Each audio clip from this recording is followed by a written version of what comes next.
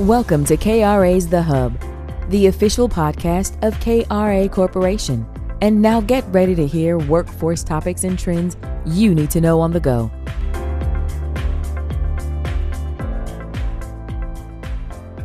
Welcome to KRA's The Hub podcast, where we amplify the voices, the stories, and the trends that are impacting the workforce development industry and how that is shaping local communities. If you're not already doing so, I want to encourage you to be sure to follow us on Apple or Spotify. And if you're listening to this on YouTube, be sure to subscribe by clicking the bell icon so that you're notified when we release new content. Well, today is a special episode, part of our Get to Know KRA series, where we are discussing a topic that really has come up before during one of our episodes on operational excellence. But today, we're going to dive deeper into this topic of performance management, and particularly managing for results. We're joined by Kevin Mayo. He is the corporate data analyst for KRA Corporation. Kevin, welcome to the Hub. Thank you. Thank you. It is truly an honor to be here, Jonathan. Thank you for having me. Yeah, it is. We've worked together for several years now, and it's great to collaborate with you on this side of the work that we do. Kevin, for our audience, those that are listening to us today, give us a brief overview of your background and what was your career journey to your current role right now with KRA? Well, thank you, Jonathan. I'll skip the early childhood biography and go to the fact that I am a proud veteran of our United States military. I served in the U.S. Air Force as a network infrastructure technician. And including that military service, I have over a decade in logistics management, where I've been responsible for keeping organizations and operations organized, accurate, compliant, and on schedule. The experiences in military and post-military taught me how to work with large volumes of information, track performance, solve process issues, and support operational accountability. Then in 2022, I was met with the opportunity to join KRA at the incoming program in Washington, D.C., Career Coach DC, as the program quality assurance specialist. After that CCDC program expired, I was fortunate enough to have been afforded the opportunity to lead quality assurance at the corporate level across KRA's portfolio, and I've been here since 2023. As we talk about performance management in today's conversation, I want to start off by addressing something that's important in workforce services circles for the work that we do, our accountability, and that is data integrity. Describe for us data integrity as it relates to your role. What's the impact when we get it right? And what's the risk when we don't get it right? Absolutely, absolutely. Data integrity is the core of what data quality assurance does every single day. And when you get data integrity correct, every decision from frontline case management to executive strategy is built on a foundation of truth. Leaders can confidently allocate resources, identify underperforming areas, and replicate what's working. Our funders and partners can trust the outcomes we report are real. And most importantly, the participants that we serve receive better, more responsive services because we're making decisions based on what's actually happening, not what we think is happening or what should be happening. Now, when data integrity breaks down, the consequences cascade. You're making resource decisions on flawed information. You're reporting outcomes that may not hold up under scrutiny. You're missing early warning signs that a program needs course correction. In workforce development, where public dollars and people's livelihoods are at stake, data integrity it's not a back office function, it's a frontline responsibility. And this data-driven decision-making is at the core of what we do in KRA's QA department. Now, one of the things that is talked about a lot when it comes to system management and especially performance, when you're using, let's say, a CRM or a system of record, is It's only as good as the information that goes in, garbage out. I'd say another adage that really follows the line of that workflow is really building off of something that you just said is making decisions. And so taking data and using that for insight. When you look at teams that are able to not just collect data, but to use that data to make better decisions in real time, especially in the workforce landscape, what is it that sets those teams apart that do it very well? That's a great question, Jonathan. I find the biggest differentiator is culture, quite candidly. Teams that merely collect data tend to see it as a compliance exercise, something they have to do to satisfy the contractual requirement, a box to check. Teams that use data effectively treat it as a strategic asset. They're asking questions of the data. Where are the bottlenecks? What participant populations are we underserving? What does our pipeline look like relative to our targets? I've seen three things that set high-performing teams apart. First, they have clear ownership. There's a program, a local quality assurance team that ensures data integrity. And the program leadership takes ownership of that data interpretation, not just the data entry. Secondly, they work with the rhythms of operations. They don't just tolerate or accommodate the weekly data reviews and the monthly data reviews and the quarterly data reviews. They integrate it into their local operations where data is the centerpiece of the conversation, not an afterthought. And third, this cannot be overstated, they close the loop. When data reveals an issue, they act on it, track the intervention, and measure whether it worked. That feedback cycle is what transforms data from static quantitative reporting into a living management tool. Now, I want to go into a little bit more of how your role interacts with performance management, specifically within the structure of KRA as a company. We've talked before, as I mentioned earlier in this podcast, about operational excellence, driving for impact, driving for results. And in your role, you're more than just the messenger. You're not just telling leaders and within the local projects where they're performing, but you really have an opportunity to see the arc of how that performance is bringing about real life results. And so describe for us how you help local teams, local leadership connect the big contract goals and KPIs to what they're actually doing day to day. Well, it's funny that you include the word art when you describe the art of managing and collaborating, because actually the translation from the contract level benchmarks to the daily activity is where the magic happens. And quite frankly, where some teams do struggle to an extent. Each program is as unique as the cities and towns they're located in. They have their own identity. That identity can shift based on members of the organization, based on leadership. So the first step in my approach is learning that identity. Before you get to the quantitative numbers, you have to understand the nature of that program, the nature of that team, their character, their identity. And once you learn their character, then you can introduce the static variables, the data, the reporting, and the processes. My approach begins with composition. You take a high-level performance target and break it down into the specific activities, timelines, and milestones that need to happen at the individual level and at the team level to achieve that performance target. For example, if a contract requires a certain placement rate, you can work backwards. What does that mean for monthly placements? What does that mean for weekly placements? And even further, what does that mean for monthly and weekly enrollment targets, daily participant touch points? You have to include the staff at every level, down to the case managers, outreach specialists.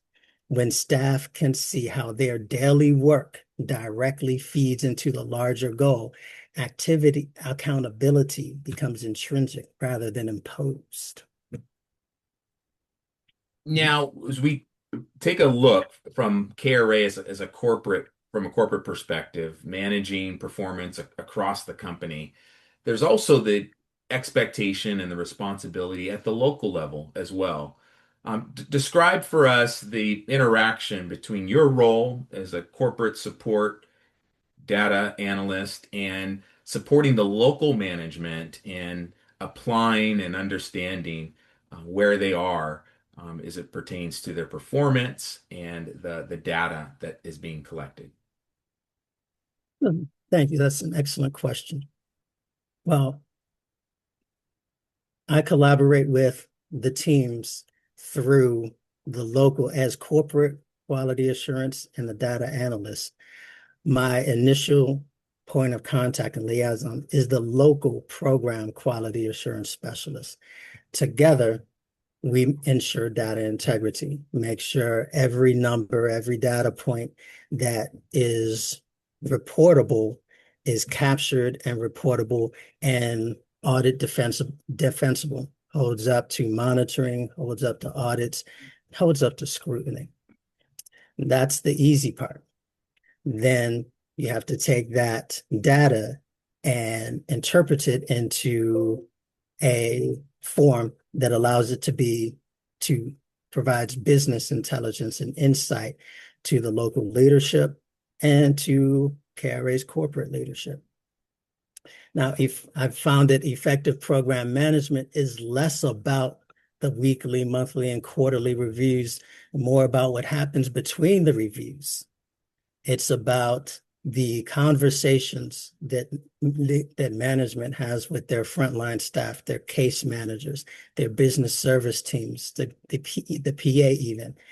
Those weekly or daily conversations that you have with a team member about a trend that the data exposes, or a discrepancy that the data exposes that they've noticed.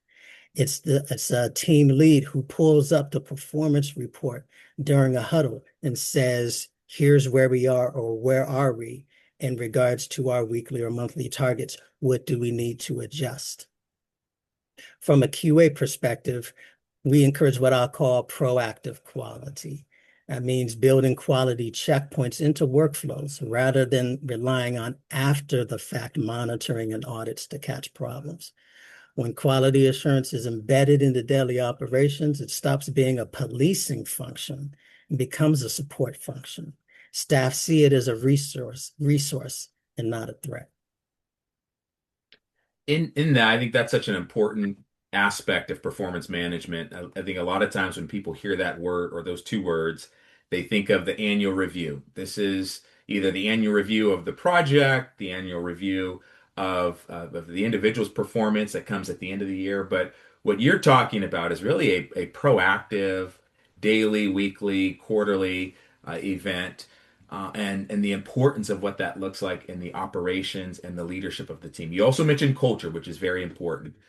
From your perspective and your experience with KRA in this role, what have been some of the keys to the leadership, the culture of a team that have done that really well? What are some of the key insights that you see that were maybe some of their best practices? Well, Jonathan, the answer is in the simple mundane activities. Just owning the data and acknowledging the data. Again, not seeing it as a box to check, a compliance measure, but receiving it, owning it, and integrating it into your thought processes. That is the best practice. Simply acknowledging the data and integrating it into the thought processes of the day-to-day, week-to-week operations of a program, and not dismissing it. It doesn't have to, in some cases, I've seen lower performing teams choose what's an established workflow to service the community or an established workflow to service another stakeholder, whether it's program, whether it's a funder. They don't need to compete with each other. True high-performing teams have an infrastructure in place that complement each other, and not compete with each other.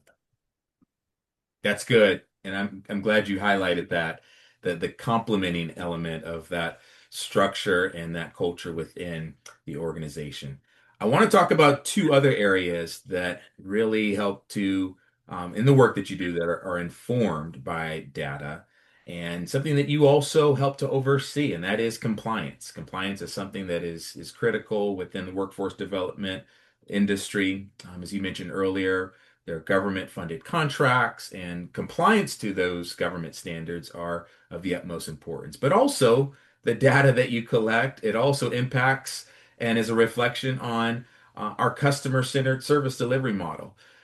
From your perspective, how do you strike the balance between meeting compliance requirements and still delivering the meaningful, customer-focused service delivery?